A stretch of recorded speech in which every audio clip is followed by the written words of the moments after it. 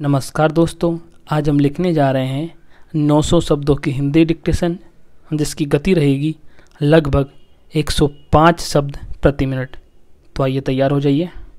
Ready, 1 2 3 start. एकांत और अकेलापन को आमतौर पर हम सबसे अलग रहने की मनोदशा के आधार पर एक ही शब्दों का पर्याय समझ बैठते हैं, लेकिन एकांत और अकेलापन के बीच का महीन अंतर दोनों को नदी के दो किनारों के समान बना देता है।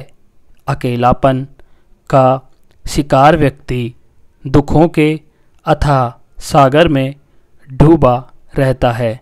यह स्थिति व्यक्ति के रचनात्मकता को लील जाती है। उसके चीखने की आवाज़ तो खूब गूंजती है, लेकिन कोई उसके दुख का साथी नहीं होता। वह अपना रंजोगम अपने आस पड़ोस के लोगों से बांटना चाहता है, लेकिन अकेलेपन का भाव उसे ऐसा करने से रोकता है।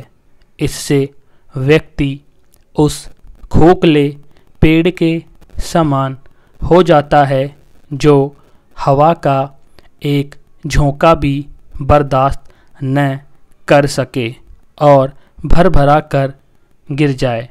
अकेलापन हमारे सुंदर जीवन को अवसाद जैसे विकृत मनोरोग का शिकार बना देता है, जिससे उभरना मुश्किल तो नहीं, लेकिन आसान भी नहीं होता। जबकि एकांत मार्ग का अनुयायी जीवन के मोहमाया, लोभ, अहंकार और विद्वेष से छुटकारा पाकर दुखों के संसार से मुक्त हो ज्ञान मार्ग पर अनवरत यात्रा करता है। एकांत जीवन व्यक्ति के व्यक्तित्व के विकास का घोतक है। यह उस उर्वर जमीन के समान है जिस पर रचनात्मकता के अंकुर फूटते हैं। महात्मा बुद्ध, महावीर, रैदास सरी के महान विभूतियों ने एकांत के संरक्षण में ज्ञान का ऐसा दीप जलाया जिससे दुनिया के कहीं सदियों से आलोकित हो रही है। एकांत जीवन जीने वाला व्यक्ति कल्पनाओं का पंख लगाकर सृजन के आकाश में उड़ान भरता है। उसकी उड़ान से दुनिया दंग रह जाती है। मेरे गांव में एक विशाल बरगद का पेड़ है, जिसके नीचे पत्थर की 2 मूर्तियां हैं।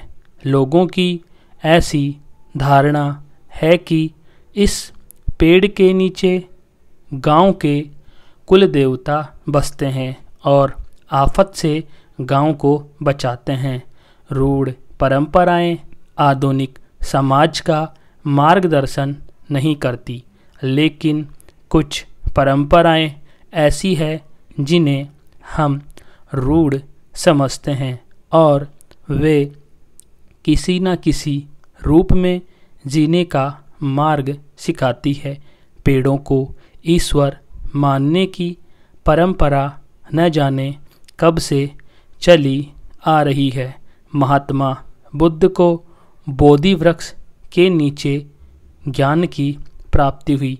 लोग पेड़ को ईश्वर का स्थान मानकर आस्था के चलते पीपल, अशोक, बरगद जैसे वृक्षों को काटने से डरते हैं।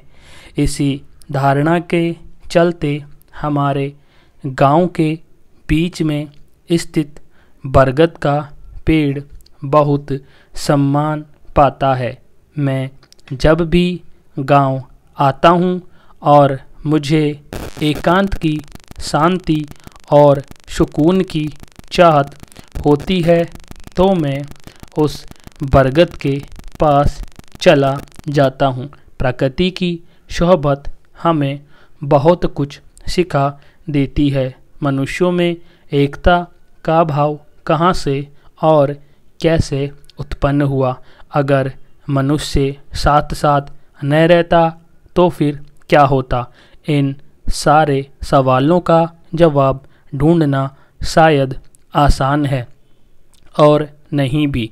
ज़रूरतों ने हमारे पूर्वजों को साथ रहना सिखाया, उन्हें एकता के सूत्र में बांधा। जीवन के शुरुआती चरण में जब मानव खानाबदोश जिंदगी जी रहा था, तब जंगली पशुओं से बचने के लिए वह समूह में रहने लगा। तभी से आज तक हम समूह में रहते हैं, यानी वक्त और ज़रूरत ने हमें साथ रहना सिखाया। बरगद के पेड़ के नीचे लोगों के आराम करने के लिए एक चबूतरा बना है। जेठ की दोपहरी में गांव के लोग चिलचिलाती धूप से बचने के लिए बरगद के पेड़ की छाँव में आराम करते हैं। खूब चौपाल जमता है, देश दुनिया की बातें होती है। उसी चबूतरे पर हमने देखा कि चींटियों का एक झुंड कहीं से आ रहा था। चींटी एक ऐसी सामाजिक कीट है जिससे मनुष्य ने बहुत कुछ सीखा है। हम पढ़ते सुनते आए हैं कि लोगों ने अनवरत बगैर थके प्रयास करते रहना और अंत में मंजिल तक पहुंच जाना चींटियों से सीखा है।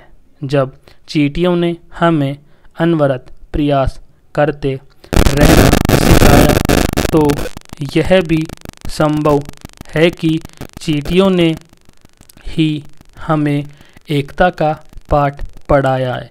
बहरहाल एक दिन चींटियों पर हमारी नज़रें टिकी थी। हमने देखा कि चींटियों के समूह से एक चींटी अलग हो गई। काफ़ी देर तक उसको मैंने इधर उधर भागते देखा। दूसरी और सड़कों पर चलने वाली गाड़ियों के हॉर्न की आवाज़ वातावरण को भंग कर रही थी। शाम होने को थी, सूरज पश्चिम दिशा में डूबने को था। मैं बिछड़ी हुई चींटी की मनोदशा को महसूस कर सकता था, लेकिन उसे उसकी परेशानियों के जंजाल में छोड़कर किसी स्वार्थी मनुष्य की तरह मैं वहाँ से निकल गया। रास्ते भर चींटी के अपनों से बिछड़ने का दुख मुझे हो रहा था। अपनों से बिछड़ने के बाद हमारा भी कहाँ कोई अस्तित्व रहता है। हमारे अस्तित्व की बुनियाद सामाजिक एकता पर टिकी है। चींटी ने फिर मुझे ऐसा पाठ पढ़ाया था जो मुझे शायद ही किसी पुस्तक से सीखने को मिलता।